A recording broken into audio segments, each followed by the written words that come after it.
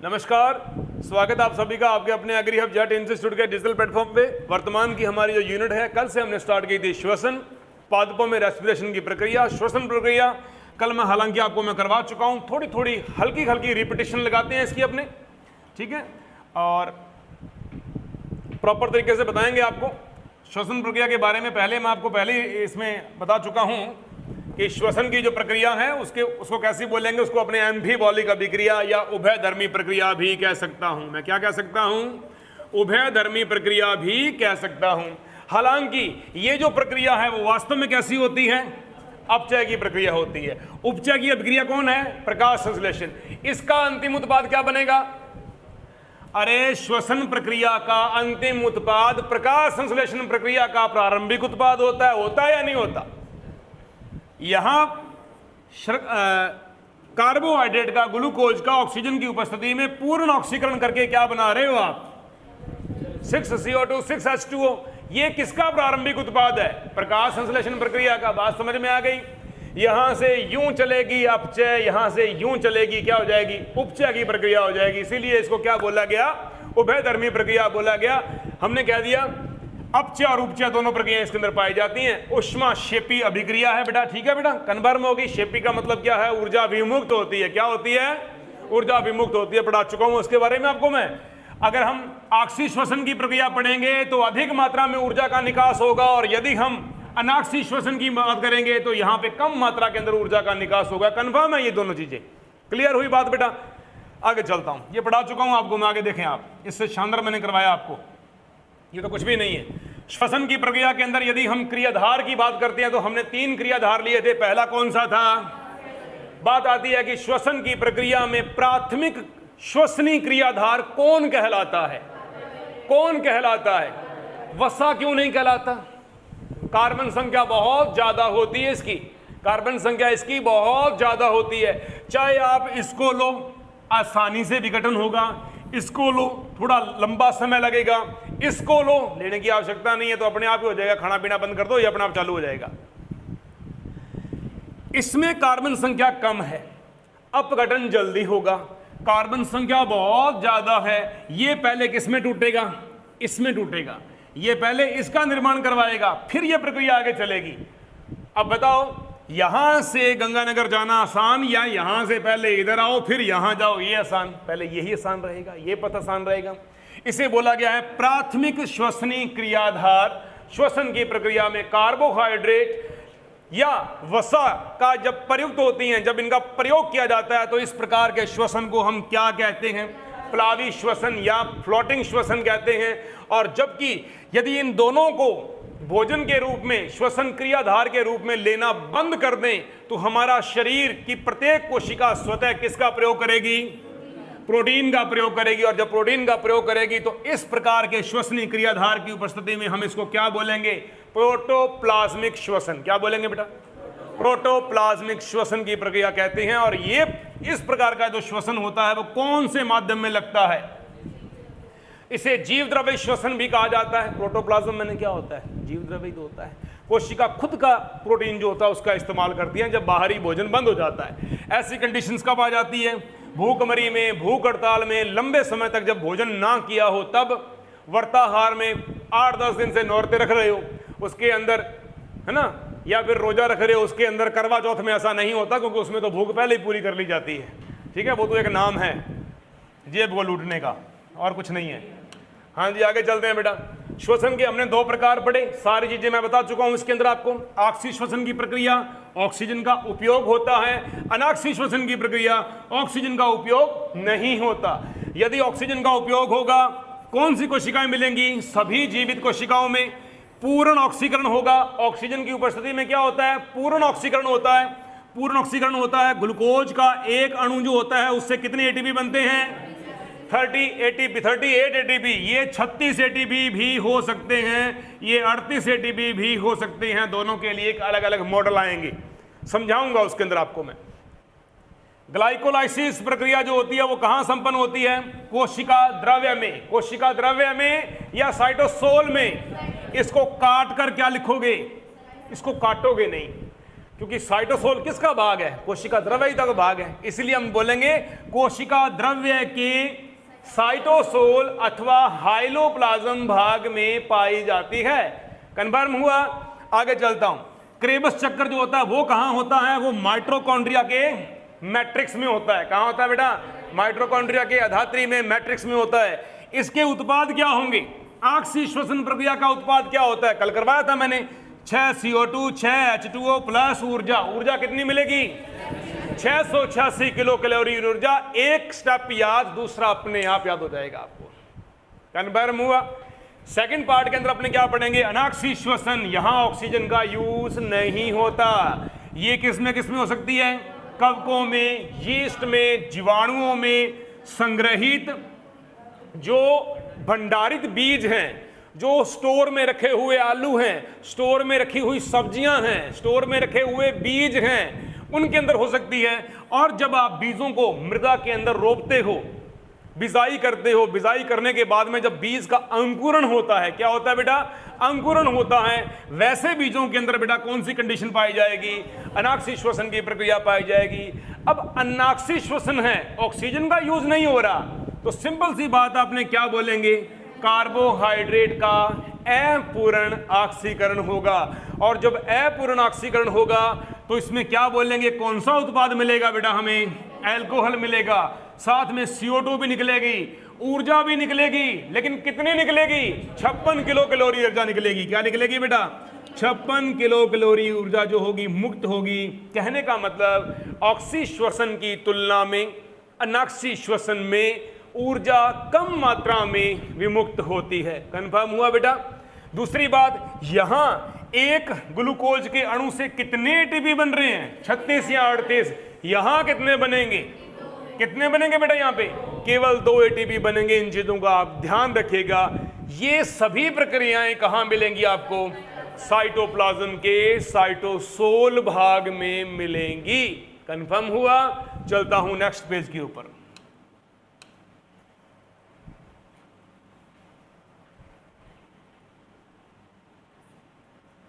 ये वैसे करवाया हुआ है मेरा, दोबारा करवा दूंगा आपको मैं।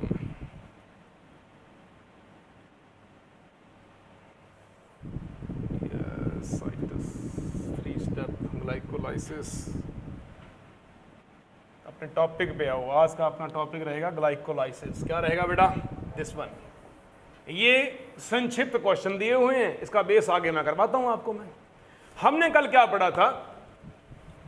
ऑक्सी श्वसन प्रक्रिया में 4 स्टेप थे हमारे। कितने स्टेप थे? पहले स्टेप का नाम क्या था? ग्लाइकोलाइसिस। दूसरे का नाम क्या था? एसिटाइल कोएंजाइम ए का निर्माण। तीसरा स्टेप कौन सा था? क्रेबस चक्कर। चौथा स्टेप क्या था? ETS चक्कर, इलेक्ट्रॉन ट्रांसफर सिस्टम। 4 स्टेप हमारे किसके अंदर आते हैं बेटा? ऑक्सी श्वसन की प्रक्रिया में आते हैं। आज का हमारा पहला पॉइंट क्या रहेगा? ग्लाइकोलाइसिस। इसका दूसरा नाम क्या है? EMP pathway. E का मतलब एमडन, M का मतलब मेयरहॉफ, P का मतलब पार्नस पाथवे कहते हैं। कैसी भाषा का शब्द है ये? ग्रीक भाषा का शब्द है। इसके खोजकर्ता एमडन, मेयरहॉफ, पार्नस 3 वैज्ञानिक थे। तीनों वैज्ञानिकों ने एक पथ की खोज की जिसे EMP पाथवे भी कहा जाता है। कंफर्म हुआ? अगला क्वेश्चन क्या आता है? ग्लाइकोलाइसिस का मतलब क्या है? ग्लाइकोलाइसिस का मतलब होता है ग्लूकोज प्लस लाइसिस। ग्लूकोज का टूटना, ग्लूकोज का विखंडन क्या कहलाता है? ग्लाइकोलाइसिस। क्या इस प्रक्रिया में ऑक्सीजन का यूज होता है? क्या इस प्रक्रिया में CO2 निकलती है? नो। अगर यहां पे ऑक्सीजन का यूज नहीं होता तो यहां पे CO2 का भी यूज नहीं होता। ये कंफर्म याद रखिएगा। अब बात आती है, साहब आपने लिखा है ऑक्सी श्वसन का स्टेप, तो इसमें तो CO2 O2 का यूज ही नहीं होता, ये ऑक्सी कैसे हो गया?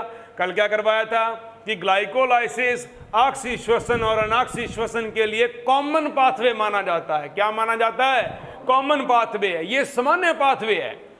ये ऑक्सी श्वसन के अंदर भी आएगा, अनाक्सी श्वसन के अंदर भी आएगा। जैसे सुनो, अंकुरित बीज मृदा में रोप दिया, पहला उसमें जब वो बीज अंकुरित हुआ किस प्रकार का श्वसन हुआ?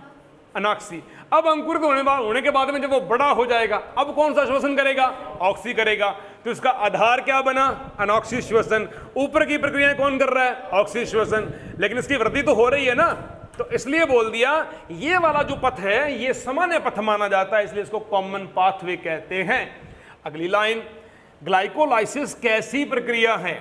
जटिल जैव रासायनिक अभिक्रिया है। कैसी प्रक्रिया है बेटा? ये जटिल जैव रासायनिक अभिक्रिया है।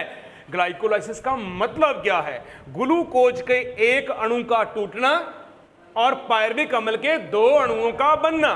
ग्लूकोज के एक अणु में कितने कार्बन होते हैं? ओके, पायरुविक अम्ल के जो दो हमारे पास में अणु बनेंगे उसमें कितने कितने कार्बन होंगे? 3 कार्बन होंगे। कितने कार्बन होंगे बेटा? 3 कार्बन होंगे ग्लाइकोलाइसिस में। ग्लूकोज के 6 अणु, 6 कार्बन वाले एक अणु को क्यों टूटना जरूरी होता है? अणु बड़ा होता है। कहां पाया जाता है ये कहां पाया जा रहा है? कोशिका द्रव्य के कौन से भाग में है? साइटोसोल में है। कहां घुसना है इसको? क्या 6 कार्बन का एक अणु माइटोकॉन्ड्रिया में घुसेगा? नहीं घुसेगा। नहीं घुसेगा तो घुसने के लिए क्या करेगा? ग्लूकोज का लाइसिस होगा, प्रक्रिया कहलाएगी ग्लाइकोलाइसिस। कितने कार्बन के दो अणु बनेंगे? 3 कार्बन के। क्या 3 कार्बन के अणु माइटोकॉन्ड्रिया में घुस जाएंगे? यस, घुस जाएंगे। बात समझ में आ गई? घुस जाएंगे इसके अंदर। तो आगे चल रही है, जटिल जैव रासायनिक अभिक्रिया है। ग्लाइकोलाइसिस में ग्लूकोज टूट रहा है, पायरुविक अम्ल का निर्माण कर रहा है। यह प्रक्रिया कैसी हुई? सरल से जटिल या जटिल से सरल की ओर? जटिल से सरल की ओर प्रक्रिया हुई। समझ में आ गई बेटा ये? ओके, कितने पदों में कंप्लीट होती है? 10 स्टेप में कंप्लीट होती है। कल ना एक मिस्टेक वाइज उल्टा करवाया गया टॉपिक, एक छोटा सा, 2 ही लाइनें हैं, आपने अणु नीचे काट के ऊपर लगाना है। समझाता हूं कैसे। अब सुनो, ग्लाइकोलाइसिस की प्रक्रिया का स्थल कहां पे है? आपकी किताब में लिखा हुआ है कोशिका द्रव्य में। कहां? अंग्रेजी में बोलते हैं साइटोप्लाज्म में। कहां? कोशिका द्रव्य को अंग्रेजी में साइटोप्लाज्म कहा जाता है। लेकिन आपने सही आंसर क्या लिखना है? कोशिका द्रव्य के साइटोसोल भाग में। अब बात आती है कि कोशिका द्रव्य में क्यों नहीं करवाया जाता? भाई साहब, कोशिका द्रव्य में बहुत सारे कोशिकांग पड़े हैं जो कहीं ना कहीं से ऑक्सीजन दे देंगे। क्या तो समझ आई बात? अब ये साइटोसोल में करवाएंगे। साइटोसोल में कोई कोशिकांग नहीं है। साइटोसोल में कोई कोशिकांग नहीं है, ओनली तरल जेली है जिसमें ना CO2 है ना O2 है। बात समझाई बात ध्यान से? तो इसीलिए इसको साइटोसोल में करवाया जाता है। और साइटोसोल में होने वाली समस्त प्रक्रियाएं कैसी होती हैं? ऑक्सीजन रहित अभिक्रियाएं होती है, इसमें ऑक्सीजन नहीं पाई जाती। समझ में आया बेटा? इसलिए इसको कहा गया है अनॉक्सी श्वसन की प्रक्रिया। देखो मैंने नाम भी लिख दिया, इसको कॉमन पाथवे कहते हैं, सामान्य पथ कहा जाता है। किसके बीच का सामान्य पद कहा जाता है? ऑक्सी और अनॉक्सी दोनों का मध्यवर्ती पद है। इस नाम से प्रश्न आया हुआ है बेटा, जेट के अंदर, इंपॉर्टेंट है, नोट कर लेना। सुनी बात? अब चलूं अगले पद के ऊपर। अब हमारा नेक्स्ट स्टेप सुनो ध्यान से। ग्लाइकोलाइसिस प्रक्रिया में टोटल कितने स्टेप हैं बेटा? 10 स्टेप हैं। कल ना मुझे यूं लगा शायद एक आधे बच्चे ने किया होगा, फिर लगता है मुझे मेरी मिस्टेक हुई होगी शायद ये। अब इसमें 2 पद हैं, एक को बोलेंगे अनुत्क्रमणीय। क्या बोलेंगे? अनुत्क्रमणीय, इररिवर्सिबल। दूसरे को बोलते हैं उत्क्रमणीय पद, रिवर्सिबल पद। उत्क्रमणीय और अनुत्क्रमणीय। कंफर्म बेटा? आपने क्या करना है, कल वाली क्लास का छोटा सा ऊपर नीचे लिखा दिए गए, इसको सुधार लेना। इनकी संख्या होती है केवल 3। कितनी होती है? इनकी संख्या कितनी होती है? 7। ये पद कौन कौन से हैं? पहला, तीसरा और 10वां। ये 3 पद जो हैं अनुत्क्रमणीय हैं। अनुत्क्रमणीय का मतलब हिंदी में समझो क्या चीज है। अनुत्क्रमणीय का हिंदी में मतलब ये है, ऐसे पद जिसमें कोई जटिल पदार्थ टूटकर सरल पदार्थों में बन जाता है, बट जाता है, लेकिन सरल पदार्थ वापस उस जटिल का निर्माण नहीं करवा पाते। इसे क्या कहा गया है? अनुत्क्रमणीय पद, इररिवर्सिबल पद। इररिवर्सिबल का मतलब क्या है?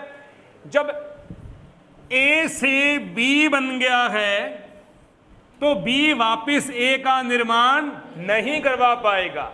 इसे बोलते हैं अनुत्क्रमणीय पद, इररिवर्सिबल पद। जबकि उत्क्रमणीय पद जिसका निर्माण करेंगे उससे वापस पुनः अवस्था में आ सकते हैं। कंशन याद रहेगा मेरे हिसाब से आपको, ये इसको प्लीज आप ठीक कर लेना, ठीक है ना, ये गलती मत कर देना कहीं पे। हाँ जी, ये कौन कौन से पद होंगे? दूसरा, चौथा, पांचवा, छठा, सातवां, आठवां, नौवां, ये हमारे बचे हुए पद कैसे हैं? उत्क्रमणीय पद कहलाएंगे। ये मोस्ट इंपॉर्टेंट क्वेश्चन है, इसको आपने भूलना नहीं है। अब ये क्रिया करवा दी मैंने। अब बात आती है, क्वेश्चन को समझो पहले ध्यान से, कि प्रक्रिया के अंदर जो हमारा प्रथम उत्पाद होता है, बेटा क्या लिखेंगे? नाम बताओ मेरे को। ग्लाइकोलाइसिस प्रक्रिया का प्रथम उत्पाद कौन है? अपने बोलेंगे ग्लूकोज। कौन है बेटा? कितने कार्बन का है? 6 कार्बन का। कितने अणु हैं? 1 अणु है। ओके, अब हम बोलेंगे ग्लाइकोलाइसिस प्रक्रिया का अंतिम उत्पाद क्या लिखेंगे? क्या लिखेंगे बेटा अपने अंतिम उत्पाद? अंतिम उत्पाद में लिखेंगे पायरुविक अम्ल। क्या लिखेंगे बेटा? पायरुविक एसिड बोलेंगे, पायरुविक अम्ल कहेंगे। कितने कार्बन के होंगे बेटा ये? 3 कार्बन के। कितने उत्पाद होते हैं ये? 3 + 3 कार्बन के 2 अणु होते हैं। ये लो बेटा, समझ आई? हमने पहले का नाम भी बता दिया, हमने 10वें का नाम भी बता दिया। बीच में पाए जाने वाले, इन दोनों के बीच में पाए जाने वाले समस्त उत्पाद मध्यवर्ती या सह संयोजक उत्पाद की श्रेणी में आते हैं। क्या बोलोगे आप इसको बेटा? मध्यवर्ती उत्पाद के रूप में आप इसको जानोगे। कंफर्म रहा? बोलोगे नहीं? आगे चल रहा हूं टॉपिक में। इतना टॉपिक पता लगा अपने को? अब क्वेश्चन आती है कि ग्लाइकोलाइसिस प्रक्रिया के अंदर कितने एंजाइम पाए जाते हैं? कितने एंजाइम पाए जाते हैं? कितने एंजाइम होने चाहिए? पद कितने हैं? उत्पाद कितने? पहला उत्पाद, अंतिम, बीच वाले, मध्यवर्ती उत्पाद। अगर 10 उत्पाद बनते हैं तो डेफिनेटली बात है एंजाइम भी 10 ही होंगे। कितने होंगे? 10 एंजाइम होंगे। ये लो मित्रों, यहां पे कितने एंजाइम यूज होते हैं? 10 एंजाइम और 10 उत्पाद पाए जाते हैं। ये उत्पाद मैंने पहले भी बताया था, अगर 8 लगेगा पीछे तो एंजाइम बन जाएंगे, और यदि नहीं लगेगा तो ये अम्ल बन जाएंगे। क्या बन जाएंगे? अम्ल बन जाएंगे। बात समझ में आई ध्यान से? तो कहने का मतलब 10 उत्पाद 10 एंजाइम इसके अंदर पाए जाते हैं। चलो अगली लाइन पे। स्टेप कौन सा? इसमें नहीं, ये बाद में करवाएंगे, इससे पहले। हाँ जी, अब देखो ग्लाइकोलाइसिस, अब इस प्रक्रिया को स्टेप बाय स्टेप सुनो ध्यान से, ये कैसे चलता है उसके बारे में चलते हैं अपने। 1 सेकंड रुको, पहले मुझे देखने दो वो स्टेप इधर बनाया हुआ है कि वाह मिल गया। बनाना नहीं पड़ेगा अपने को ना।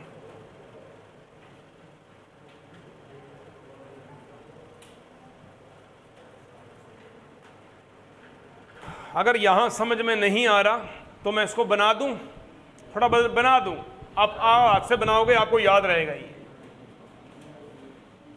चलो मैं इसको बनाता हूं, देखो बेटा ध्यान से। सबसे पहले हमने क्या बनाना है? ग्लूकोज से पायरुविक अम्ल का निर्माण करना है। तो देखो बेटा, नंबर 1 स्टेप हमारे पास में है, बात नहीं करनी आपने।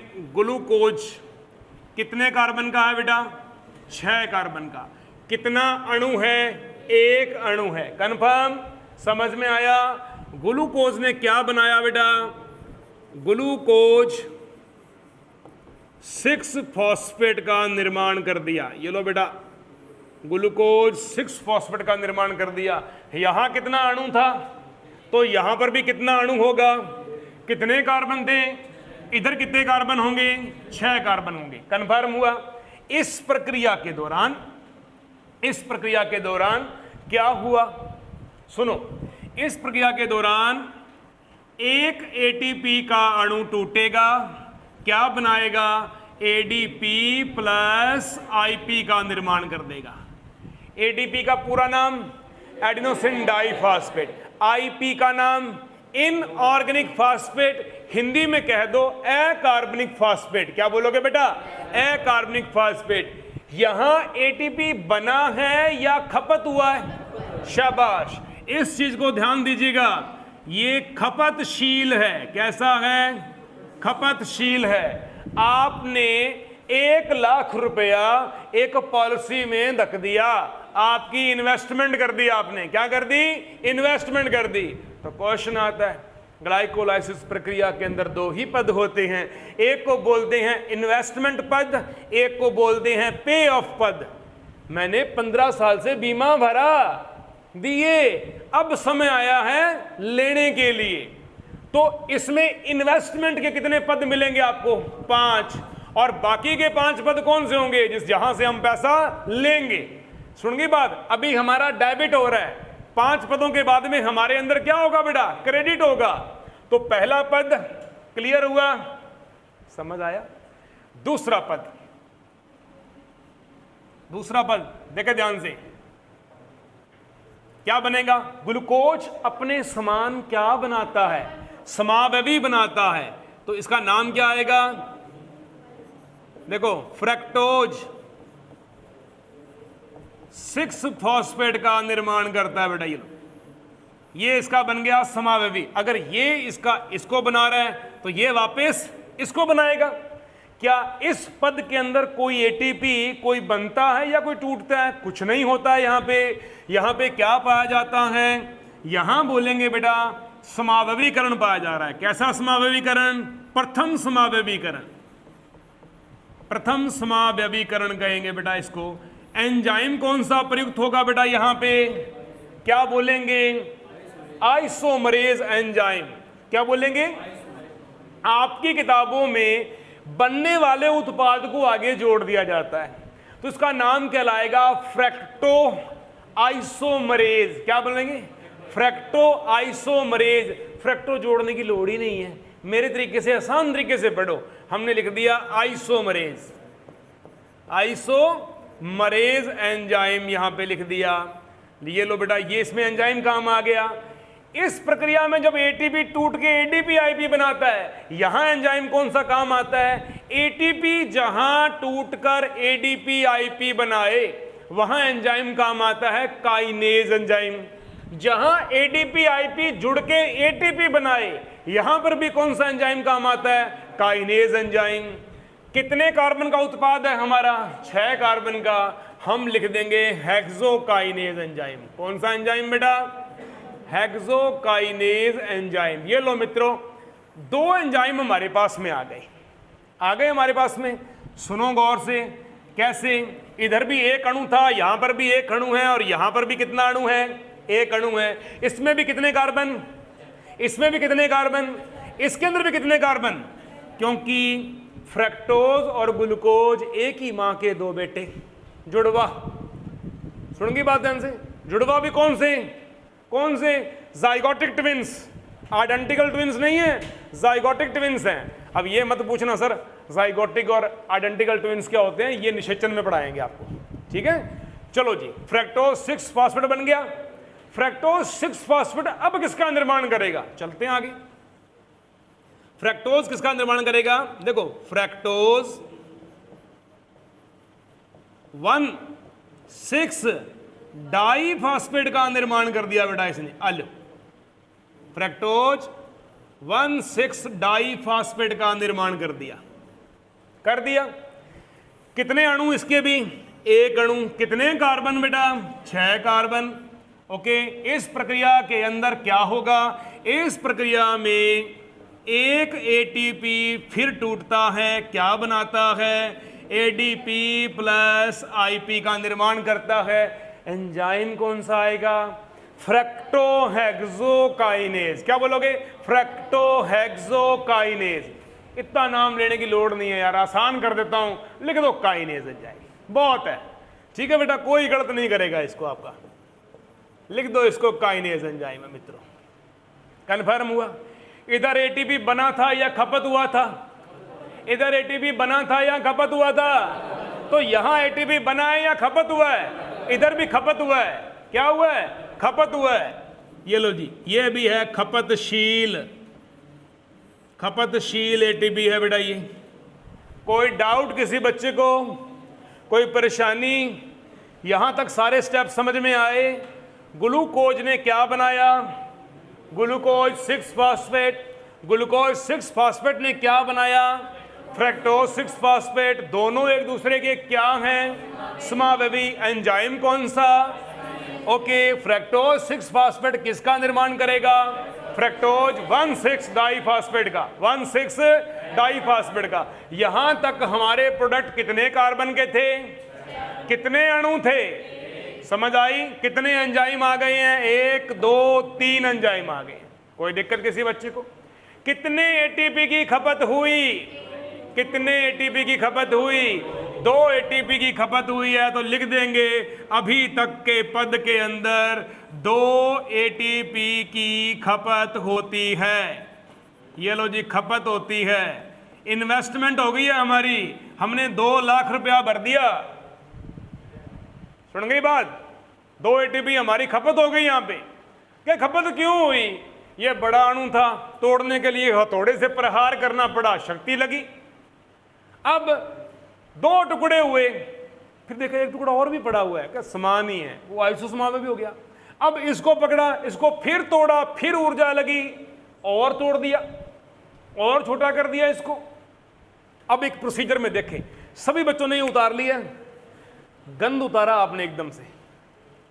इसको व्हाइट पेपर के ऊपर लेकर आराम से बढ़िया सुंदर बनाना है इसको। अच्छी तरीके से कोशिश करें साफ साफ करने की। मैं देखो कितना बढ़िया बना रहा हूं, अच्छी तरीके से बनाएं। अब फ्रक्टोज 1,6 डाइफॉस्फेट जो है, फ्रक्टोज 1,6 डाइफॉस्फेट जो है, ये किसका निर्माण करेगा? सोचो किसका निर्माण होना चाहिए? सोचो किसका निर्माण होगा? ये बनाएगा 2 उत्पाद। क्या बनाएगा? एक इधर, एक इधर। यहां तक कितने कार्बन के हैं? कितने अणु हैं? कितने अणु हैं? कितने कार्बन के? अब बनाएगा ये 3PgAl, और ये बनाएगा इधर 3DHAP। कितने अणु बन गए? अरे कितने अणु बने? तो दिमाग में क्या आया कि अब फ्रक्टोज 1,6 डाइफॉस्फेट फिर टूटा है। खुद 6 कार्बन का था, अब 3 कार्बन के इसने 2 उत्पाद बना दिए हैं। बनाए या नहीं बनाए? पहले उत्पाद का नाम क्या है? 3PgAl।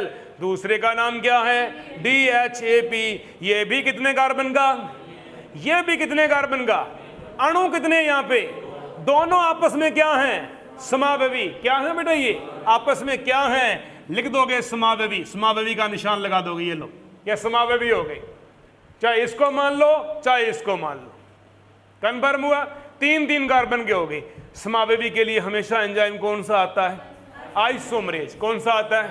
क्या ये प्रक्रिया प्रथम समावेवीकरण की है या द्वितीय समावेवीकरण की है? क्या बोलोगे आप इसको? हाँ जी बेटा, ये सेकंड समावेवीकरण है। सेकंड आइसोमरेज एंजाइम यहां पे आ जाएगा। आ गया एंजाइम, कंफर्म हो गया। यहां तक किसी बच्चे को कोई डाउट है तो मुझे बता सकता है। समझाई बात बेटा? अब ये प्रक्रिया, ये जो 5 पद है, 1 2 3 4 5, ये 5 के 5 स्टेप क्या कहलाते हैं? ये कहलाते हैं इन्वेस्टमेंट पद, खपतशील पद।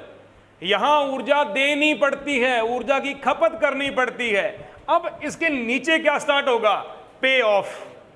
पे ऑफ का मतलब वापस लेने वाले पद। अब हम अपना पैसा वसूली करेंगे, यहां पे वसूली करने वाले पद यहां पे स्टार्ट हो जाएंगे। कोई डाउट है किसी बच्चे को? यहां पे सभी बच्चों ने उतार दिया है। अब एक पेज को देखो, ये देखो स्टेप। ग्लूकोज का एक अणु था, कितने कार्बन का? 6 कार्बन का। क्या बनाया? Glucose 6 phosphate. कितने कार्बन का? 6 कार्बन का। कितना अणु? एक अणु। इसने क्या बनाया? अपना समावेवी। क्या नाम बना इसका? फ्रक्टोज 6 फॉस्फेट, कितने अणु? एक अणु, कितने कार्बन का? 6 कार्बन का। इसने फिर क्या बनाया? फ्रक्टोज 1,6 डाइफॉस्फेट या बाइफॉस्फेट, कितने अणु? एक अणु, कितने कार्बन का? 6 कार्बन का। एक एटीपी यहां खपत हो गया, एक एटीपी यहां खपत हो गया, कंफर्म हुआ। अब बात आती है फ्रक्टोज 1,6 डाइफॉस्फेट किसका निर्माण करता है? किसका निर्माण करता है? 2 अणुओं में टूट जाता है। पहले का नाम DHAP बोल दो या 3PGL बोल दो, कुछ भी बोल दो, 3PGAL, जो तुम्हारा दिल करता है वो बोल दो। और दोनों ये क्या हैं? आपस में समावयवी हैं। समझ आई बात? कंफर्म हुई? ये 2 बने, ठीक है। इसको बोलेंगे फास्फोग्लिसरल्डिहाइड, इसको बोलेंगे di hydroxy acetone phosphate. Confirm हुआ? दोनों मिलेंगे जब, चाहे तो मिला के चल रहो, चाहे इन दोनों को अलग अलग चला लो, इसको अलग चला लो, इसको अलग चला लो, कोई दिक्कत वाली बात नहीं है। कंफर्म हुआ? हम किसी एक अणु से ही सिस्टम स्टार्ट करेंगे। यहां तक कि वापस जो प्रक्रिया है, इस प्रक्रिया को प्रकाश संश्लेषण में किस नाम से पढ़ा था? कार्बोक्सिलीकरण, अपचयन, संश्लेषण प्रावस्था या पुनर्निर्माण प्रावस्था? क्या नाम पड़ा इसको? संश्लेषण प्रावस्था। उल्टा कर दो यार इसको। भोजन बन रहा है आपका, ग्लूकोज बन रहा है, ग्लूकोज को सुक्रोज बोल दो, जो मर्जी बोल दो आप, ये भोजन बन रहा है बेटा। वापस इसको उल्टा कर दोगे, कहां चली जाएगी? ये संश्लेषण प्रावस्था में, कैल्विन चक्कर के संश्लेषण प्रावस्था के अंदर ये एंटर कर जाएगी। कंफर्म हुआ? अब क्या होता है? अब ये 3PGL जो है ये क्या बनाएगा? 1,3-डाई-PGAL बनाएगा। चलता हूं वापस।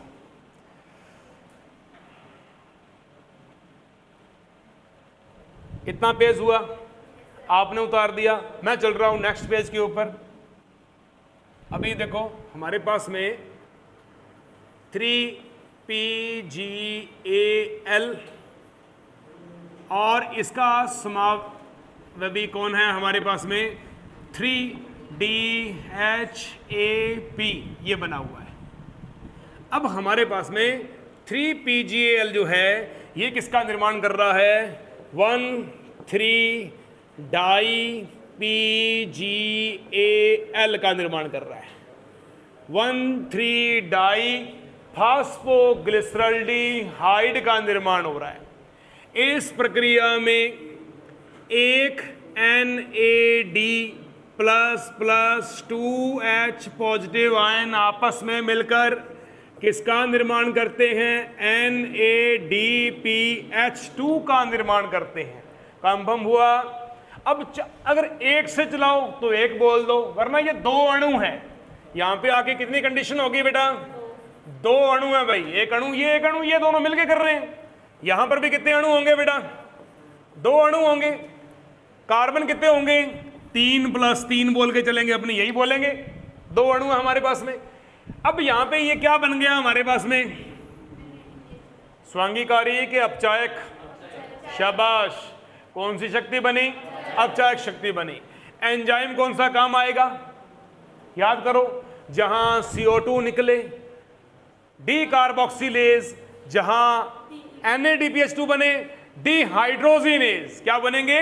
डिहाइड्रोजिनेज। रुबिस्को का इस्तेमाल नहीं करना है इधर, ठीक है? PEP का इस्तेमाल भी नहीं करना है यहां पे। तो इसको क्या बोलेंगे? Dehydrogenase enzyme. ये लो मित्रों, डिहाइड्रोजिनेज, डिहाइड्रोजिनेज एंजाइम बन जाएगा। अब देखो, 2 अणु लेके चल रहे हो, अगर एक अणु लेके चलते तो एक NADPH2 बनता। कितने अणु लेके चल रहे हैं यहां पे अपने? 2। तो कितने बनेंगे? ये बनेंगे 2 अणु। एक अणु के अंदर कितने ATP होते हैं? अरे कितने ATP होते हैं? 3 ATP होते हैं। तो 3 गुणा में गुणा करेंगे, कितने बन गए?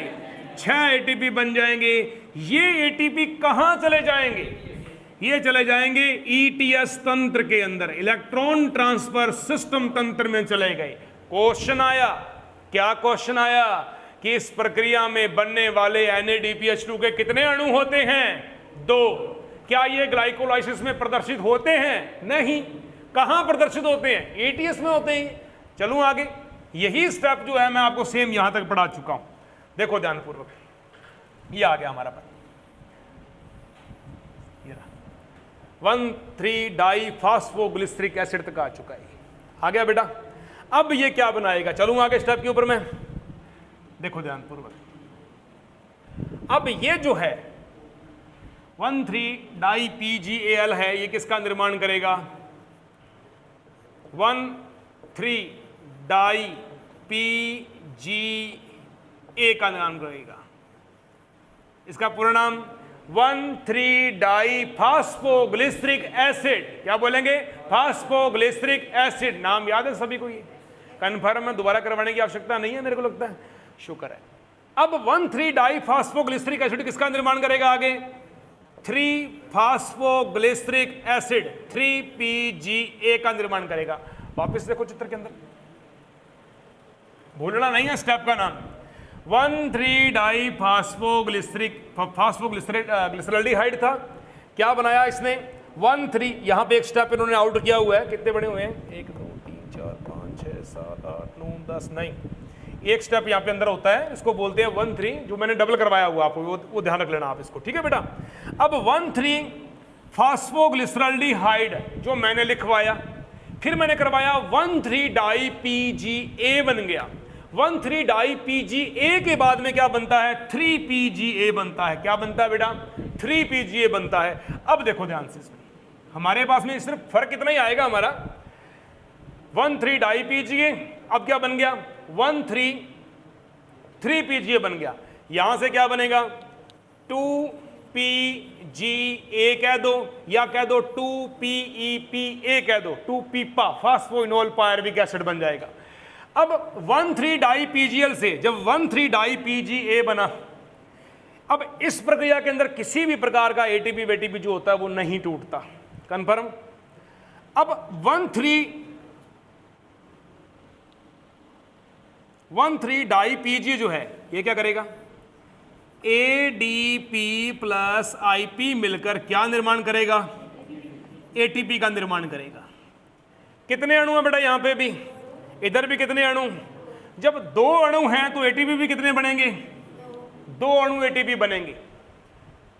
यहां से पहले ATP खपत हुए थे, इसको क्या बोलूंगा मैं? इसको बोलूंगा बेटा मैं निर्माणशील ATP। क्या बोलूंगा? निर्माणशील ATP। ये निर्मित हुए हैं। कौन सी प्रक्रिया में निर्मित हुए हैं? ये ग्लाइकोलाइसिस प्रक्रिया के अंदर ये निर्मित हुए हैं। एंजाइम लिखना है, फिर लिख देना काइनेज एंजाइम। एंजाइम फिर क्या डाल दोगे? काइनेज एंजाइम डाल दोगे। ये देखिए, अब हम इस स्टेप के ऊपर पहुंच चुके हैं, क्योंकि जब आप लाइव में देखोगे तो आपको ये दिखेगा। ये वाला स्टेप जो है, अभी हम यहां पर पहुंचे हुए हैं, ये वाला स्टेप 3 फास्फोग्लिसरिक एसिड। अब 3 फास्फोग्लिसरिक एसिड से बनता है 2 फास्फोग्लिसरिक एसिड, यानी कि ये था 3PgA, ये बन गया 2PgA बन गया। ये लो जी, ये 2PgA बन गया। यहां एंजाइम कौन सा काम करेगा? एल्डोलेज। कौन सा एंजाइम काम करेगा बेटा? एल्डोलेज एंजाइम करेगा। ठीक है, अब आगे बताता हूं आपको मैं। ये प्रक्रिया 3PgA से 2PgA में आया। यहां एंजाइम कौन सा मिलेगा? अरे सॉरी, एंजाइम लगाना है यहां पे, तो इसको बोलेंगे एल्डोलेज एंजाइम। अब 2PgA जो बना है ये किसका निर्माण करेगा? 2PEPA। नाम क्या बोलेंगे? कि ये 2 यहां पे क्या है बेटा? इसके अणु पाए जा रहे हैं। यहां पर भी कितने अणु पाए जा रहे हैं? इसके 2 अणु पाए जा रहे हैं। इस प्रक्रिया के अंदर जल के अणु का क्या हो जाएगा बेटा? त्याग हो जाएगा। तो फास्फोग्लिसरिक एसिड ने किसका निर्माण कर दिया? फास्फोइनोल पायरुविक एसिड का निर्माण कर दिया। इसका नाम लिख लोगे 2PEP का, फास्फोइनोल पायरुविक एसिड। कोई प्रॉब्लम यहां तक किसी बच्चे को? फास्फोइनोल पायरुविक एसिड जो है, अब मैं इसको नए पेज पे लेके जा रहा हूं। यदि बच्चों ने उतार लिया हो तो मैं चलूं, जल्दी करो। 2 फास्फोइनोल पायरुविक एसिड, इसका पूरा नाम लिखिएगा फास्फोइनोल पायरुविक एसिड। पायरुविक अम्ल बोलेंगे बेटा इसको, ये है इसका पूरा नाम 2-फॉस्फोइनोल पायरुविक एसिड, अंग्रेजी में बोलते हैं 2-पीपा। 2 क्यों लिखा है? 2 अणु हैं यहाँ पे। क्या है बेटा? ये 2 अणु हैं। कितने कार्बन के बेटा? ये 3-3 कार्बन के। अगर 2 अणु हैं, एक अणु है वो भी 3 कार्बन का, दूसरा अणु है वो भी 3 कार्बन का, 3-3 कार्बन मिलकर किसका निर्माण करते हैं बेटा? आगे 6 का निर्माण करते हैं। सुन गई बात? तो यहां से पहले की प्रक्रिया में 1 अणु चल रहा था, अब की प्रक्रिया में क्या चल रहे हैं बेटा? 2 अणु चल रहे हैं। कितने कितने कार्बन के हैं? 3-3 कार्बन के हैं। 2-पीपा फॉस्फोइनोल पायरुविक एसिड का निर्माण हो गया यहाँ पे। हाँ जी, लास्ट स्टेप देखें आप। 2 मॉलिक्यूल हैं, किसके हैं? फॉस्फोइनोल पायरुविक एसिड के 2 अणु हैं मेरे पास में। अब ये किसका निर्माण करेंगे? 2 अणु पायरुविक अम्ल का निर्माण कर देंगे। ये लो बेटा, 2 अणु पायरुविक एसिड का निर्माण हो चुका है यहाँ पे। अंतिम पद है, सुन लो ध्यान से, ये अंतिम पद है। इस प्रक्रिया में क्या होगा? ADP प्लस IP आपस में मिलकर किसका निर्माण करते हैं? ATP का। ये ATP खपत हुए हैं या बने हैं? इसको हम क्या नाम बोलेंगे? इसे बोलेंगे निर्माणशील ATP। ये ATP संख्या में कितने हैं? 1 है या 2 है? अगर यहां 2 अणु है, यहां 2 अणु है, तो ऑब्वियसली ATP कितने होंगे? 2 ATP होंगे।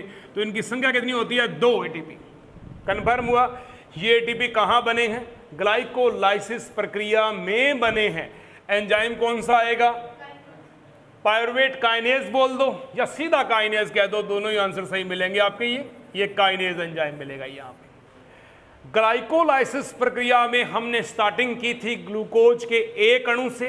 बन क्या रहा है हमारे पास में? पायरुविक अम्ल के 2 अणुओं का निर्माण हो चुका है। Doubt clear? अब थोड़ा सा इसका जोड़ हिसाब करते हैं अपन। देखे ध्यान से, अभी प्रक्रिया के अंदर कितने ATP खपत हुए हैं?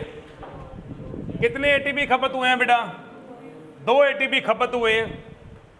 प्रक्रिया के अंदर कितने ATP ग्लाइकोलाइसिस में दिखते ही नहीं, कहां जाते हैं? 6 ATP दिखते ही नहीं। कितने NADPH2 अणु बनते हैं? 2 अणु बनते हैं। ग्लाइकोलाइसिस प्रक्रिया में कितने NADPH2 अणु बनते हैं? 2 बनते हैं। कितने ATP खपत होते हैं? 2 होते हैं। कितने ATP बनते हैं यहाँ पे? निर्माण कितनों का होता है? 4। कहां कहां है? 2 ये पड़े और 2 आगे, 2 ये रहे। क्लियर हुआ? मैंने ग्लाइकोलाइसिस के टॉपिक की स्टार्टिंग के अंदर इनिशियल प्रश्नों में आपको क्या लिखवाया था? मैंने ये लिखवाया था कि ग्लूकोज के 1 अणु से 36 या 38 ATP का निर्माण होता है।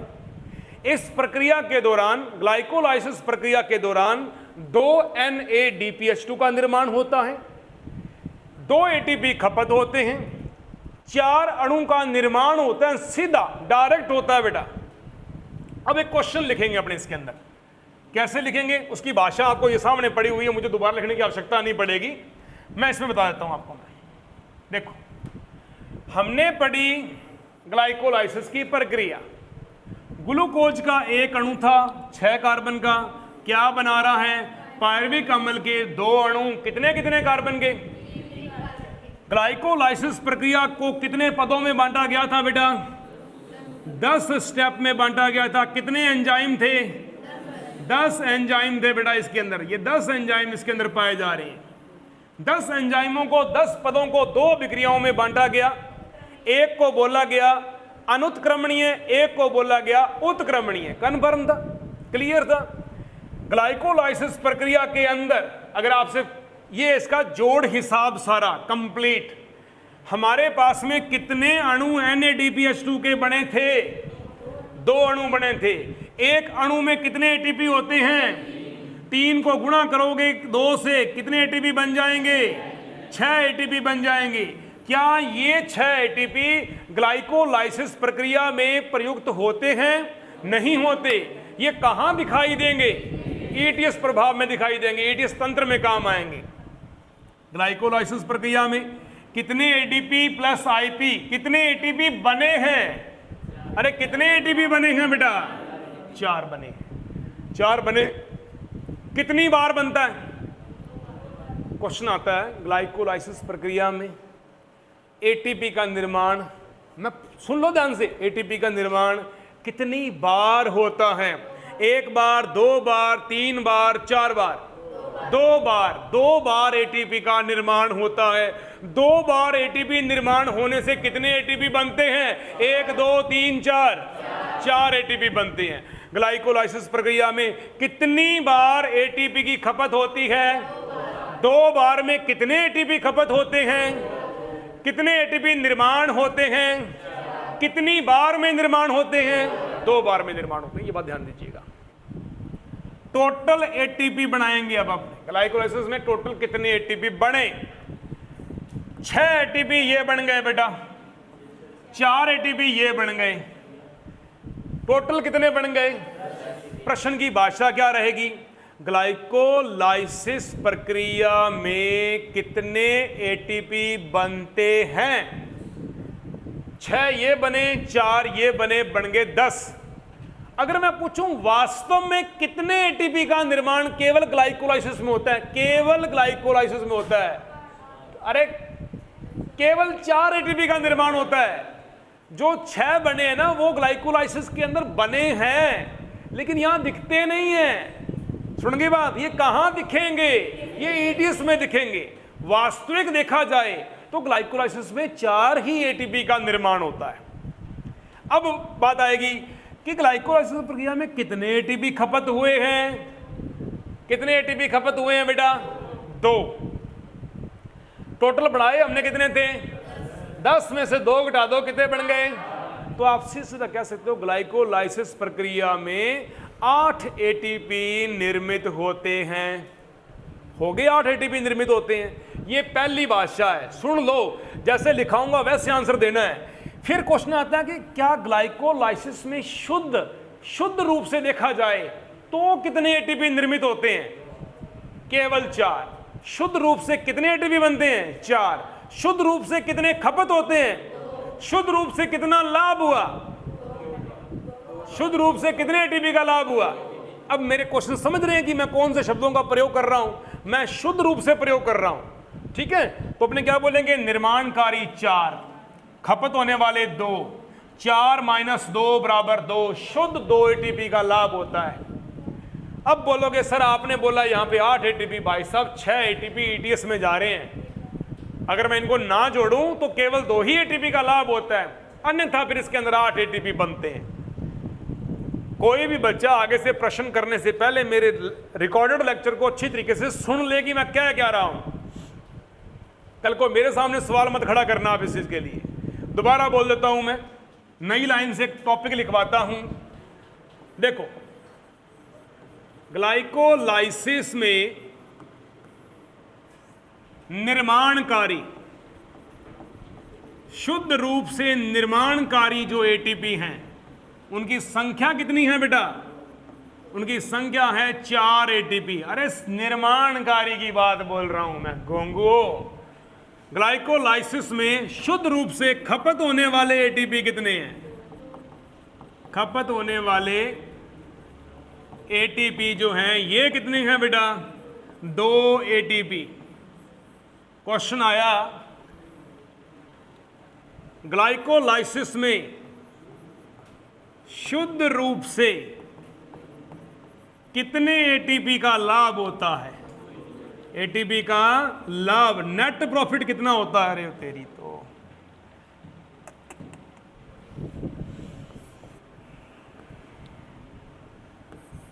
नेट प्रॉफिट कितने का है? अपने क्या बोल देंगे? 2 एटीपी का शुद्ध रूप से लाभ होता है। अब आता है क्वेश्चन एक और। ग्लाइकोलाइसिस प्रक्रिया में सबस्ट्रेट लेवल फास्फोरिलीकरण SLP, सुनो, सबस्ट्रेट लेवल फास्फोरिलीकरण का मतलब ये होता है कि क्रियाधार, सबस्ट्रेट माने क्रियाधार, क्रियाधार के द्वारा डायरेक्ट कितने एटीपी बनते हैं? 4। तो ग्लाइकोलाइसिस प्रक्रिया के अंदर 2 बार 4 एटीपी का जो निर्माण हो रहा है उसको क्या कहा जाता है? उसे कहा जाता है सबस्ट्रेट लेवल फास्फोरिलीकरण।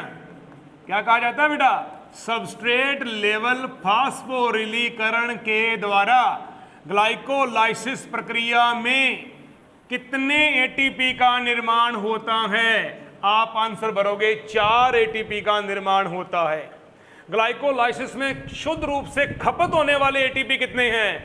2। 4 - 2 बराबर क्या रह गई? 2। ये है हमारा नेट प्रॉफिट। ये प्रश्न इस लेवल से आएगा।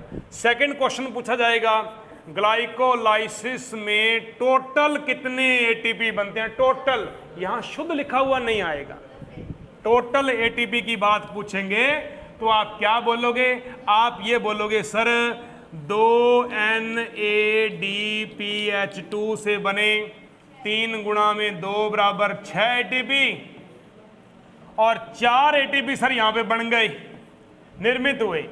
तो 6 और प्लस 4 बराबर कितने हो गए? 10 और 2 सर इसमें से खपत हो गए, 8 एटीपी बनते हैं। जब 8 के लिए आंसर पूछा जाए वहां शुद्ध नहीं लिखा आएगा कभी भी। ये सुन लो मेरी बात ध्यान से, वहां शुद्ध नहीं लिखा आएगा, वहां सबस्ट्रेट लेवल फास्फोरिलीकरण नहीं लिखा आएगा, वहां डायरेक्ट पूछे जाएंगे आपसे। क्वेश्चन क्लियर हुआ? देखिए ये रहा। अब इस लाइन को, इस स्टेप को पूरे को अच्छी तरीके से रट लेना आप। ये ग्लाइकोलाइसिस का निचोड़ है, सारांश है ग्लाइकोलाइसिस का। ऐसा होता है ग्लाइकोलाइसिस। कंफर्म रहेगा अब आपको? ये 10 स्टेप की प्रोसीजर है। अनुत्क्रमणीय पद 3, पहला, तीसरा, 10वां। बाकी सारे जितने पद जो होंगे वो कैसे मिलेंगे? उत्क्रमणीय प्रकार के मिलेंगे। एक बार जिसका निर्माण करेंगे वापस उसी का निर्माण दोबारा हो सकता है। यह है बेटा ग्लाइकोलाइसिस की प्रक्रिया। अब सुनो ध्यान से, शरारतें नहीं करनी। ये इसके एंजाइम पड़े हुए हैं, उपयोग कर सकते हो। क्या लिखे हुआ? पहला एंजाइम हेक्सोकाइनेज, दूसरा आइसोमरेज, तीसरा फास्फोफ्रैक्टोकाइनेज, फिर अगला एल्डोलेज, फिर अगला आइसोमरेज। उसके बाद में जो सारे एंजाइम मैंने बोल के बताए हैं वो समस्त एंजाइम आ जाएंगे। उत्पाद की बात करें, 2 एटीपी शुद्ध रूप से लाभ होता है, 2 NADPH2 निर्माण होते हैं, ETS में जाते हैं, 4 एटीपी सबस्ट्रेट लेवल फास्फोरिलीकरण से बनते हैं, 2 एटीपी यहां खपत होते हैं। सारा जोड़ हिसाब किताब बताकर पीछे का जो प्रश्न है मैंने आपके सामने प्रश्न कर दिया है, इसको कर लेना। चलता हूं मैं नेक्स्ट पेज के ऊपर। अगली प्रक्रिया कौन सी आती है? अब हमारा स्टेप सुनो ध्यान से। इससे पूर्व मैं करवाता हूं आपको मैं। देखें, टॉपिक हमारा चला यहां पे, यार ये पेज चेंज करना पड़ेगा। ग्लाइकोलाइसिस प्रक्रिया हमारी पूरी हो गई, कंप्लीट। ग्लूकोज से क्या बन गया? ये बन गया पायरुविक अम्ल बन गया बेटा, पायरुविक अम्ल बन गया। अब सुनो, पायरुविक अम्ल ग्लाइकोलाइसिस का अंतिम उत्पाद बना। ये पायरुविक अम्ल कितने कार्बन का है? ये कितने कार्बन का है? ये अब भी माइटोकॉन्ड्रिया की बाहरी झिल्ली पर उपस्थित है, अंदर नहीं घुसा।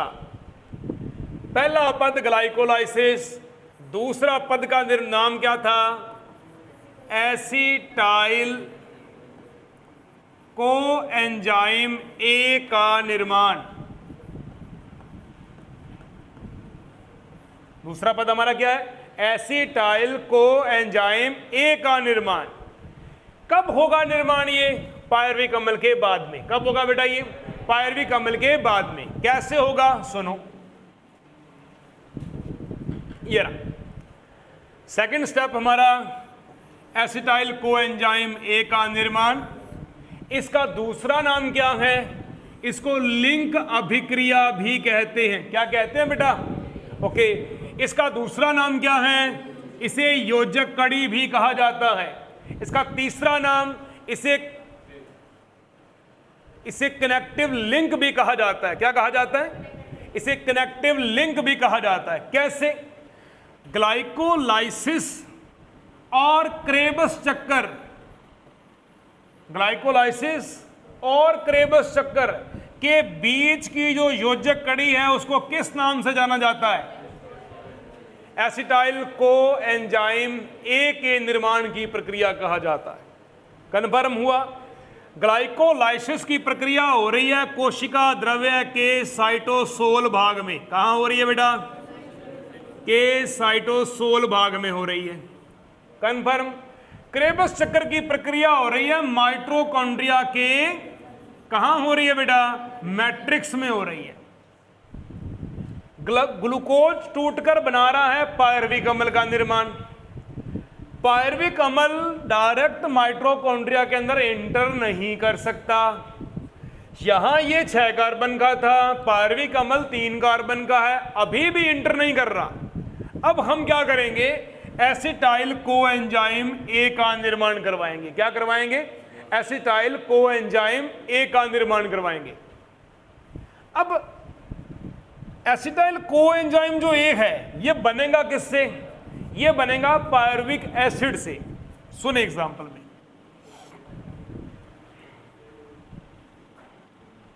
पीछे बोल क्यों रही हो? पीछे ओ क्यों बोल रहा है यार? आप बोल क्यों रहे हो? जब मैं पढ़ा रहा हूं क्यों डिस्ट्रैक्ट कर रहे हो आप? नई चीज समझा रही, पूछ लो ना। शीट ही चेंज करनी पड़ेगी। ग्लाइकोलाइसिस से क्या बना बेटा? क्या बना? पायरविक अम्ल बना। पायरविक अम्ल किसका निर्माण करेगा? सुनो ध्यान से, एसिटाइल कोएंजाइम ए का निर्माण करेगा। और इसके नीचे किसका निर्माण होगा बेटा? नीचे क्या चलेगा? क्रेबस चक्कर चलेगा। अब सुनो ध्यान से, ये इतना जो पद है, इतना जो स्टेप है, इसको क्या कहा जाता है बेटा? अरे क्या कहा जाता है इसे? योजक कड़ी। किसके बीच की योजक कड़ी? ऊपर क्या है, नीचे क्या है? ऊपर क्या है? कहां है पायरविक अम्ल यार? अरे पायरविक अम्ल से एसिटाइल को का निर्माण करवाना है। नॉर्मल सी बात है। इसमें कितने कार्बन है? इसमें कितने कार्बन है? तो एक कार्बन कहां गया? क्या साहब CO2 के रूप में बाहर निकल गया। CO2 के रूप में बाहर निकल गया। जब CO2 के रूप में बाहर निकलेगा तभी 3 कार्बन से 2 कार्बन पे आएगा। ही ऊपर की तरफ क्या पाया जा रहा है? नीचे की तरफ क्या पाया जा रहा है? तो क्या बोलेंगे किसके बीच की योजक कड़ी है? ग्लाइकोलाइसिस और क्रेबस चक्कर के बीच की योजक कड़ी। ओके। क्या ये प्रक्रिया वायवीय है कि अवायवीय है? हैं? ये क्या है? और नीचे वाली क्या है? तो हम इसको क्या बोलेंगे? अवायवीय और वायवीय श्वसन के बीच की योजक कड़ी। समझ आया? अवायवीय और वायवीय श्वसन के बीच की योजक कड़ी, ग्लाइकोलाइसिस और क्रेबस चक्कर के बीच की योजक कड़ी, कोशिका द्रव्य और माइटोकॉन्ड्रिया के बीच की योजक कड़ी। बन गए प्रश्न? कितने बने? समझ आई बात? ये कोशिका द्रव्य के साइटोसोल में भाग हो रहा है, ये कहां पाई जा रही है? ये माइटोकॉन्ड्रिया में संपन्न हो रही है। स्टेप पे चलें। देख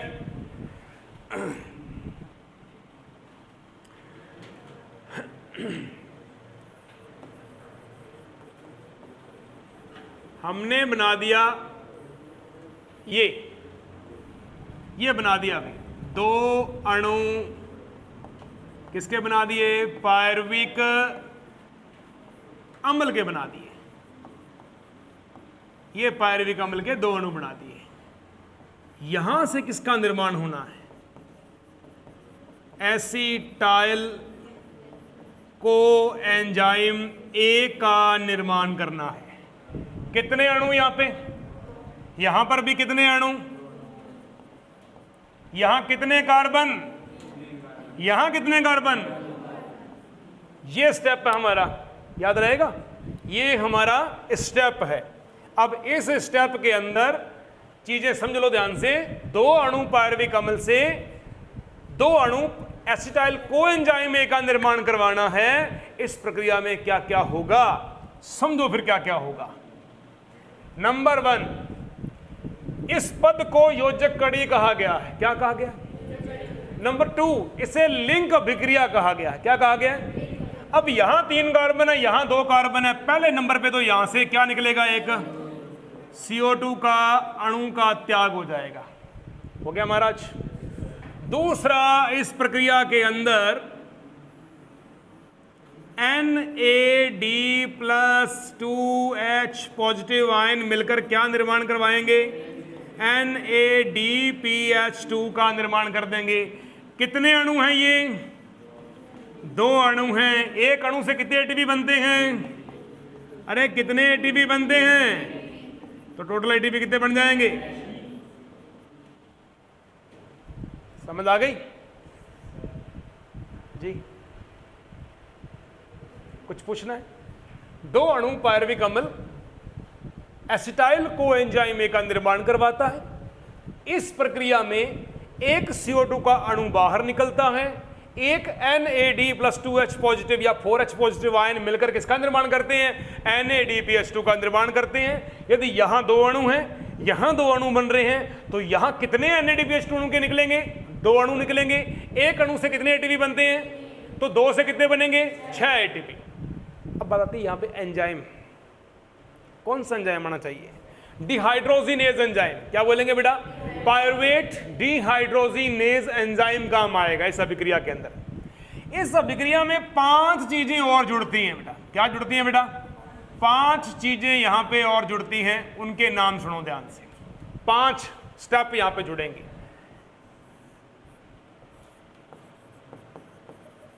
योजक कड़ी, लिंक रिएक्शन, लिंक अभिक्रिया। ठीक है, देखो तुम्हारी आसानी के लिए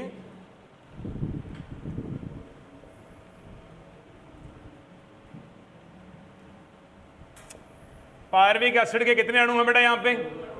कितने कार्बन का? क्या बना रहा है ये? कितने कार्बन का? कितने अणु? क्या क्या चीजें जुड़ रही हैं यहां पे? सुनो, CO2 का अणु निकल रहा है, coenzyme A 1 number, magnesium ion 2 number, TPP थायरो फास्फेट, सुन की बात ध्यान से, LA lipoic acid 4 number, confirm हुआ। NAD से क्या बना है? NADPH2 का निर्माण। ये समस्त कारक इस प्रक्रिया के अंदर मध्यवर्ती के रूप में काम करते हैं। कौन कौन सा? CO2 का अणु बाहर निकलता है, बाकी चीजें इसमें जुड़ती हैं, coenzyme A, magnesium plus plus, TPP, lipoic acid और NAD, 5 जुड़ रहे हैं बेटा यहां पे पूरे के पूरे। एंजाइम कौन सा काम कर रहा है? Pyruvic dehydrogenase enzyme. पायरुविक अम्ल से किसका निर्माण हो रहा है? कन्फर्म। अब मैं आपसे क्वेश्चन पूछता हूं, ध्यानपूर्वक बताइएगा। लिंक अभिक्रिया में कितने CO2 का अणु निकलता है? कितने CO2 मॉलिक्यूल निकलते हैं? कितने निकलते हैं? 1। लिंक अभिक्रिया की बात चल रही है अभी ये, कन्फर्म। दूसरी बात, कितने NADPH2 के अणुओं का निर्माण होता है? 1 या 2? कितने अणु? कितने अणु? तो कितने अणु? 1 CO2 निकला, 2 NADPH2 अणुओं का निर्माण हो गया। और सहकारक कौन कौन से पाए जाते हैं?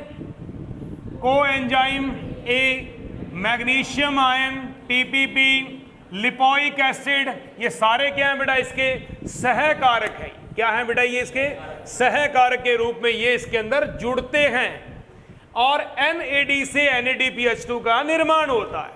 सीधी बात क्वेश्चन ये आती है कि पायरुविक अम्ल के एक अणु से एसिटाइल को एंजाइम ए के एक अणु के निर्माण के दौरान कितने एटीपी निर्मित होते हैं? कितने एटीपी निर्मित होते हैं? 3। मैं अणु एक की बात लेके चल रहा हूं, समझ आ गई? तो लिंक अभिक्रिया के अंदर कितने एटीपी बनेंगे? कितने एटीपी बनेंगे बेटा? अगर ये 2 अणु हैं तो गुणा हम बोलेंगे 3 एटीपी बराबर 6 एटीपी।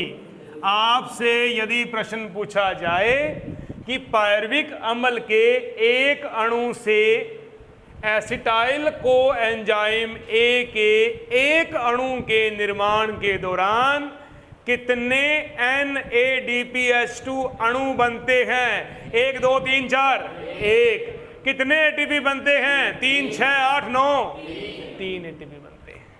समझ आ गई बात?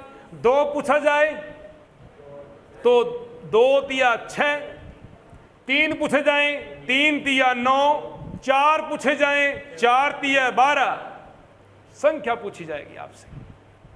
कन्फर्म हुआ? अब बात सुनो ध्यान से। ग्लाइकोलाइसिस में टोटल कितने एटीपी बने थे?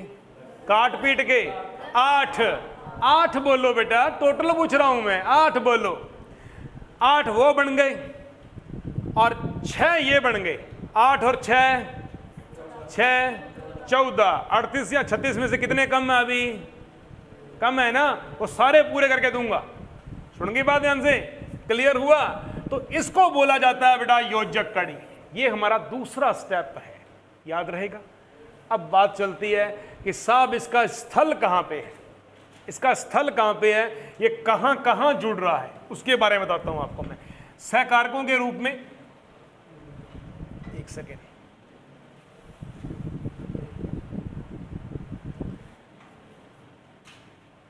ये तो क्रेबस चक्कर आ गया। बस ये है एसिटाइल कोएंजाइम के बारे में, दूसरे स्टेप के बारे में हमारा थोड़ा सा रिपीट। ग्लाइकोलाइसिस में शुद्ध कितने एटीपी का लाभ हुआ था? ग्लाइकोलाइसिस प्रक्रिया में शुद्ध रूप से कितने एटीपी का निर्माण होता है? सबस्ट्रेट लेवल फास्फोरिलीकरण पदों के द्वारा कितने एटीपी बनते हैं? 4। ग्लाइकोलाइसिस में पूरी प्रक्रिया में कितने एटीपी की खपत होती है? 4। ग्लाइकोलाइसिस में कितने NADPH2 अणु का निर्माण होता है? इनके द्वारा बनने वाले 6 एटीपी कहां दिखाई देते हैं? शाबाश, समझ आ गई? बस ये बतानी है। ग्लाइकोलाइसिस में टोटल एटीपी बनते हैं, हम बोलेंगे 6 NADP वाले बनेंगे, 4 नीचे वाले बनेंगे, 6 और 4 10, -2 खपत हुए थे, काट दो, बाकी रह गए 8। ग्लाइकोलाइसिस में 8 एटीपी बनते हैं। शुद्ध रूप से कितने एटीपी का लाभ होता है? 2 एटीपी का। लिंक अभिक्रिया में कितने एटीपी बनते हैं? 6। पायरुविक अम्ल के एक अणु से कितने बनते हैं? 3। पायरुविक अम्ल के 2 अणु से कितने बनते हैं? 6। एसिटाइल कोएंजाइम ए के एक अणु के निर्माण के दौरान लिंक अभिक्रिया में कितने एटीपी बनते हैं? 2 अणुओं के बारे में क्या बोलेंगे? 6 एटीपी बनेंगे। कन्फर्म हो गया? कौन सा अणु यहां से बाहर निकलता है? बाकी कौन से जुड़ते हैं? सहकारक। कौन से जुड़ेंगे? सहकारक जुड़ेंगे। ये सहकारक पड़े हुए हैं, ठीक है? क्लियर हुआ? अब चलता हूं मैं क्रेबस चक्कर प्रक्रिया के दौरान। थोड़ा सा मैं एक संक्षिप्त में एक बना रहा हूं, लास्ट आप उसको लिख लीजिएगा प्लीज। ये नहीं समझना हमको, ये तुम्हें हार्ड लगेगा। आसान तरीका तुम्हें मैं समझाऊंगा कैसा होता है इसका।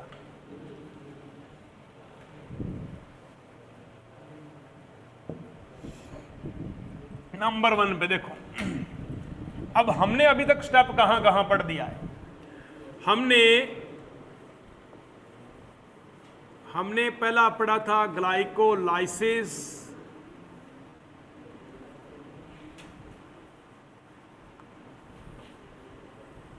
ग्लाइकोलाइसिस में अपन ने किया था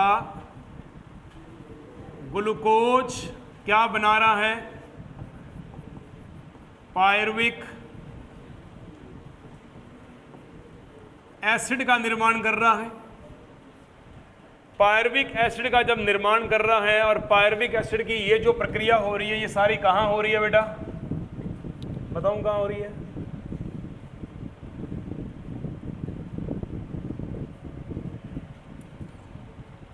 एक मिनट यार, सेल बना दूं पूरी। और पायरविक एसिड से निर्माण हो रहा है अपना एसिटाइल कोएंजाइम ए का निर्माण हो रहा है। ये थे इसके अंदर 6 कार्बन, इसके अंदर थे 3 कार्बन, इसके अंदर थे 2 कार्बन। ये था 1 अणु, ये था 2 अणु, ये था 2 अणु। कन्फर्म है? ऐसा ही है। इस प्रक्रिया को बोला ग्लाइकोलाइसिस, इस प्रक्रिया को बोला लिंक रिएक्शन कह दिया। और इसके नीचे स्टार्ट होने वाला है हमारा क्या? इसके नीचे स्टार्ट होने वाला है क्रेबस चक्कर। ये क्रेबस चक्कर स्टार्ट होने वाला है। ये था साइटोसोल के अंदर। ये प्रक्रिया कहां हो रही है बेटा? बेटा कहां संपन्न हो रही है? ये साइटोसोल में संपन्न होती है। पायरविक अम्ल बना। पायरविक अम्ल अब एसिटाइल कोएंजाइम ए का निर्माण करेगा। ये बनेगा माइटोकॉन्ड्रिया। माइटोकॉन्ड्रिया की बाहरी झिल्ली, की बाहरी झिल्ली। अब अंदर कौन प्रवेश कर गया? एसिटाइल कोएंजाइम में। ये कहां प्रवेश कर गया? अरे कहां प्रवेश कर गया भाई? मैट्रिक्स में। तो साहब ये प्रक्रिया जो है ये हो गई एवाईवी है। O2 नहीं है यहां पे, O2 एब्सेंट। और इधर की प्रक्रिया जो है उसमें O2 प्रेजेंट। यहां क्या है बेटा? O2 उपस्थित है। अब ये क्रेबस चक्र में जाएगा। तो क्रेबस चक्र प्रक्रिया में जाने से पहले सुन लो ध्यान से, यहां एटीपी कितने बने हैं? अरे गोंगू बोलो, यहां कितने बने हैं? अरे कितने बने हैं? 8 और 6 कितने हो गए? 14 एटीपी का जुगाड़ हो चुका है। मुझे 36 और 38 लेके जाने हैं, लेके जाने हैं। क्रेबस चक्कर के एक चक्कर के अंदर, क्रेबस चक्कर के एक साइकिल के अंदर, अभी एक साइकिल के अंदर पूरे के पूरे इसके अंदर कितने बनेंगे बेटा? बता रहा हूं आपको मैं। अब यहां बनेंगे इसके अंदर लगभग 15 दूना 30, 12 दूना 24। ये बना के देखेंगे, काउंटिंग कभी कभी गलत हो जाती है। ठीक है, तो 30 और 6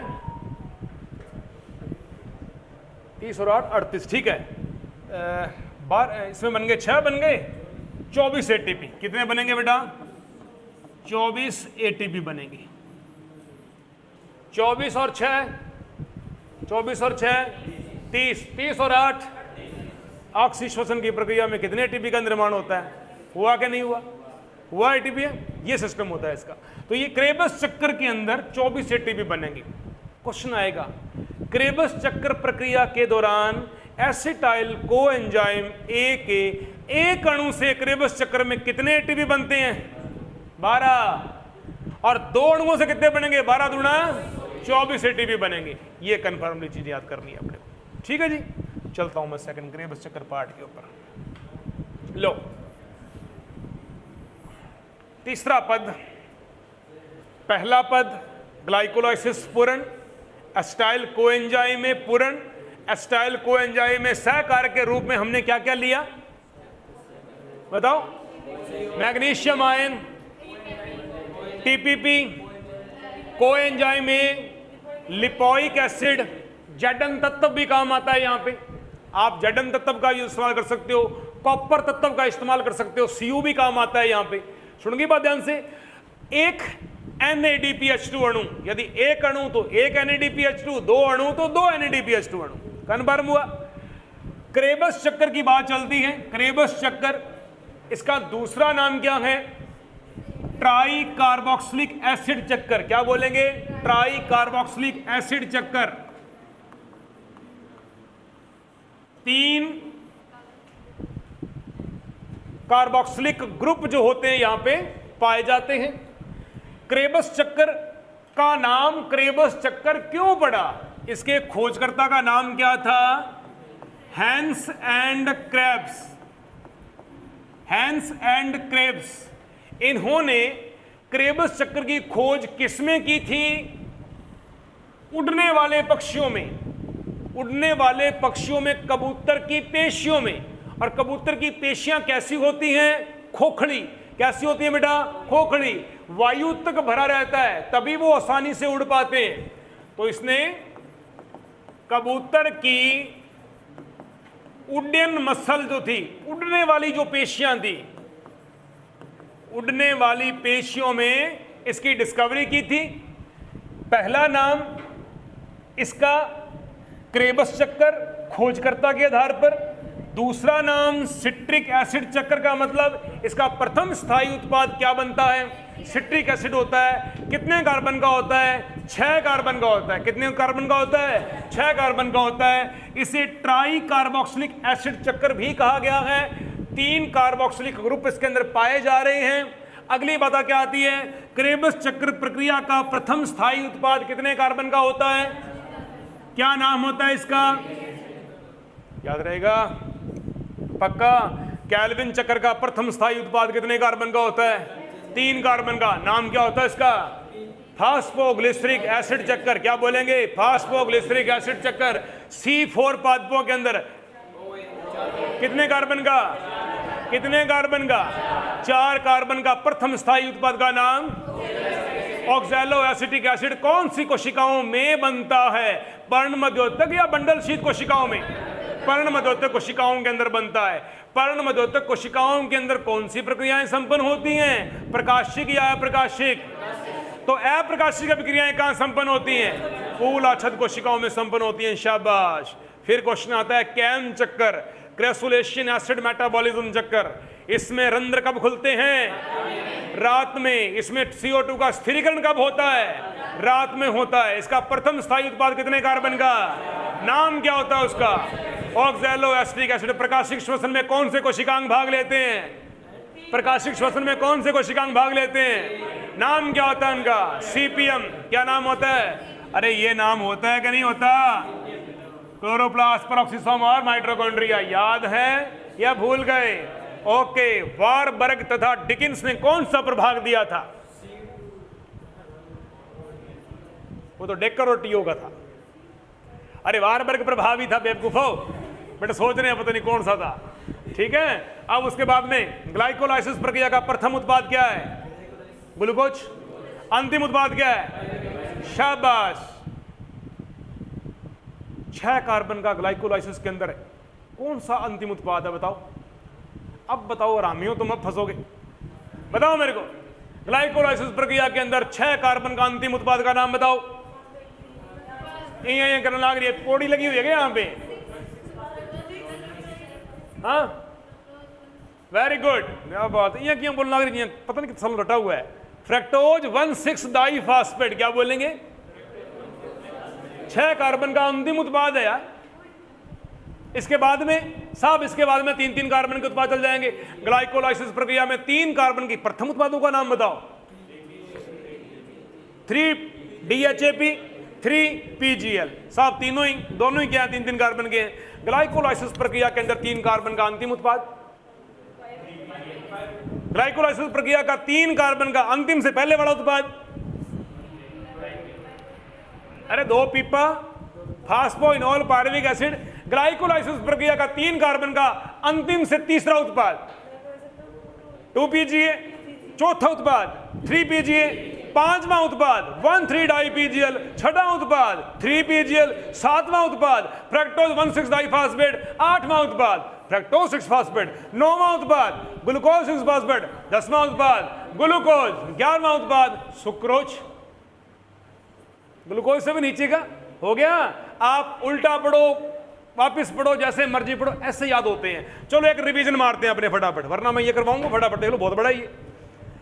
सबसे पहला ग्लूकोज, दूसरा, तीसरा फ्रक्टोज 6 फास्फेट, चौथा 1,6 डाइफॉस्फेट, 5वां 3-PGL DHAP, 3-PGL DHAP, 6वां 1,3-डाइपीजीएल, 7वां 1,3-डाइपीजीए, 8वां 3-PGA, अगला 2-PGA, उससे अगला 2-पीपा phosphoenol pyruvic acid. 10वां pyruvic acid के बाद में क्या बनता है? एसिटाइल कोएंजाइम में क्या बनता है? Acetyl coenzyme A. इस प्रोसीजर को क्या बोलते हैं? लिंक अभिक्रिया। इसे क्या बोलते हैं? योजक कड़ी। इसे क्या बोलते हैं? Connective link between glycolysis and Krebs चक्कर। एवाईवी और वाईवीए श्वसन के बीच की योजक कड़ी। कितने एटीपी बनते हैं यहाँ पे? 6 एटीपी बनते हैं। कितने अणुओं से? एक अणु होता, कितने एटीपी बनते? कितने सहकारक जुड़ते हैं यहाँ पे? नाम बताओ पहले का। Magnesium plus plus, coenzyme A, TPP, lipoic acid, copper plus, जडन plus डाल दो इसके अंदर। सुन के बाद कितने NADPH2 का निर्माण होता है? 2 अणुओं का। बात समझ में आई? NAD का पूरा नाम, NAD का पूरा नाम निकोटिनामाइड एडेनिन डाई न्यूक्लियोटाइड। याद रहेगा? पक्का? श्योर। ये हो गया हमारा लिंक अभिक्रिया हो गई। लिंक अभिक्रिया को हम कह सकते हैं कोशिका द्रव्य और माइटोकॉन्ड्रिया की मध्य की योजक कड़ी। क्या बोलेंगे? मध्य की योजक कड़ी। कन्फर्म हुआ? साइटोसोल रूपी समुद्र से पार करके माइटोकॉन्ड्रिया रूपी टापू पर जाने का स्थल क्या है? लिंक अभिक्रिया। क्या बेटा? लिंक अभिक्रिया। अभी क्या चल रहा है? क्रेबस चक्कर। क्रेबस चक्कर का दूसरा नाम क्यों? क्योंकि प्रथम स्थायी उत्पाद कितने कार्बन का है? प्रथम 5 कार्बन युक्त प्रथम उत्पाद कौन सा है?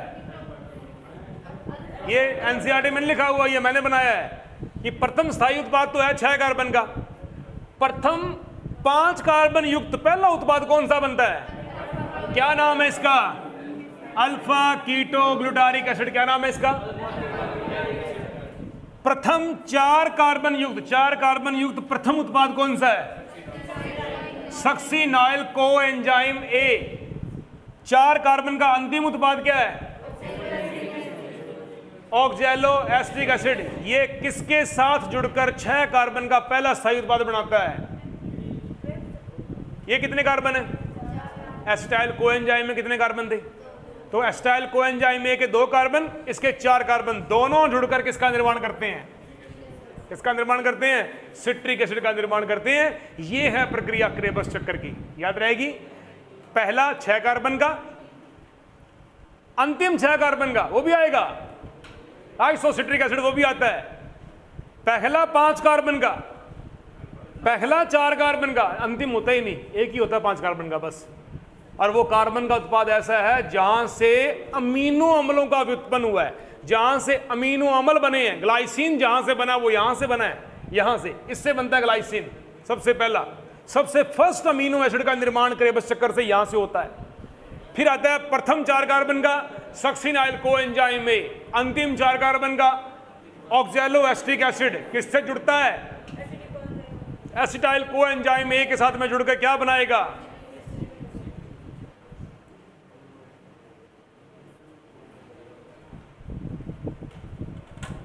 ये इसका जोड़े साहब है। टाइम क्या हुआ यार देखो।